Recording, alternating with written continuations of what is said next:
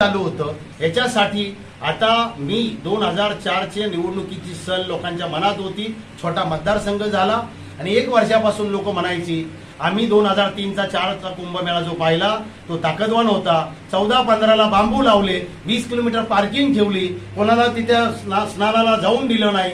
तुम्ही काही करा, 2026-27चा कुंभमेळा येतो, कुंभमेळा फक्त निमित्त असतं, पण खरा दर्जेदार कामं करायची असेल तर तुम्ही कुठल्या तरी सभागृहात आम्हाला पाहिजे, मतं आम्ही देणार आहे। पक्षाकडे तुम्ही उमेदवारी मागा, दिली तर ठीक, नाही दिली तर 20 लाख लोकांना मतं आम्हाला द्यायची, आम्ही काही बांधलेलं नाहीये। या भूमिकेमधून मी प्रस्ताव श्री उद्धवजी ठाकरे यांनी दिला होता, तो संजय राऊतच्या मार्फत दिला, त्यांनी तो ठेवला, त्यांना मी धन्यवाद दिले, त्यांना 100 गुण दिलेले आजही मी संजय राऊतांना।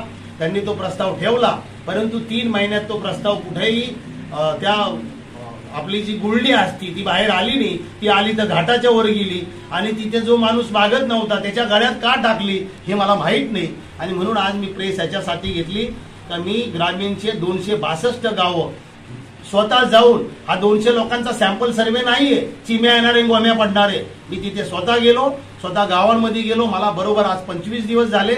मी सांगितलं होतं ग्रामीणला मी 26 एप्रिलला अर्जाची सुरुवात होईल, 20 एप्रिलला मी तुम्हाला संदेश देईल। मी तुमच्या माध्यमांमधून हा संदेश त्यांना देतोय तर मी तुमचं सगळं ऐकलं। आता त्यांनी मला सांगितलं राजकीय पक्ष जर तुम्हाला चांगल्या माणसाला देत नसेल, ज्यांनी विकास केला, ज्यांनी काम केलं, ज्यांनी ग्रामीणला आणि शहराला एकत्र आणलं, दोघांचं दळणवळण सारखं केलं, अशा माणसाला जर बाजूला ठेवत असेल तर आम्ही तुम्ही शेतकऱ्याचा मुलगा आहे, खानदानी तुम्ही शेतकरी आहे, तुम्हाला शेतकऱ्यांची जाण आहे आणि शहराची जाण आहे, दोघांना सांभाळण्याची क्षमता आहे आणि सभागृहामध्ये प्रश्न सोडून लोकांना न्याय देण्याची तुमच्या ताकद आहे।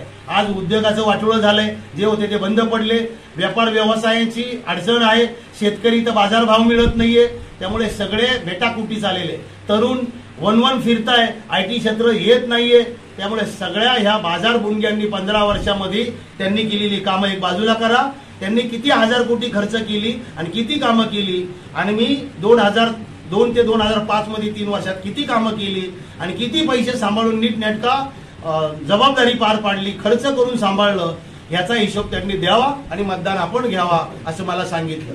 आता माझं ग्रामीण फिरून झालंय, आता मी शहरात घुसलोय, मी अंतिम निर्णय हा तुम्हाला येत्या 4 दिवसात फिरून देईल आणि मग त्यानंतर तुम्हाला अंतिम निर्णय मी लोकसभेच्या संदर्भात कळवेल।